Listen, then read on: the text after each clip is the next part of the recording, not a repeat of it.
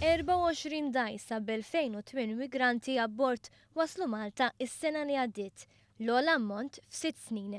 Ċifri ppubblikati mill-Uffiċċju Nazzjonali tal-Istatistika jindikaw żieda ta' 6.2% f'ammont ta' migranti li daħlu Malta fl-2013 meta mqabbel mas-sena ta' qabel.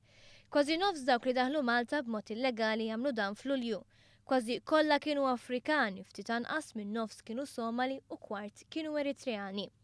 L-Uffiċċju tal-Kummissarju għar-Refuġjati s-sena li għaddiet ra 2246 applikazzjoni ġdida l protezzjoni internazzjonali, żieda ta' 8% fuq is-sena ta' qabel. Aktar minn nofs dawk li applikaw għal protezzjoni kienu rġiel ta' bejn 18 u l-34 sena, maġġoranza ta' 87% kienu Afrikani, filwaqt li 12% kienu minn pajjiżi oħra l-aktar is-Sirja. Kien hemm tnaqqis ta' 14% fl-ammont ta' residenti fiċ-ċentri miftuħa. L-aktar ċentri miftuħa popolari kienu f'Ħalfar u wara il-Marsa. Aktar minn 3/4 f'dawn iċ-ċentri huma Somali.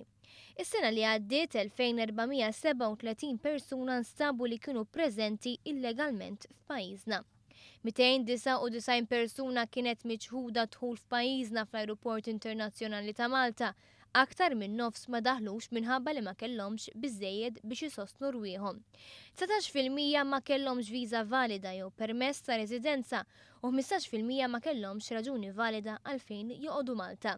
Is-sena li għaddiet 428 persuna kienu rilokati f'pajjiż ieħor, 55 persuna benefikaw minn programmi ta' ritorn volontarju lejn il-pajjiżi oriġinali.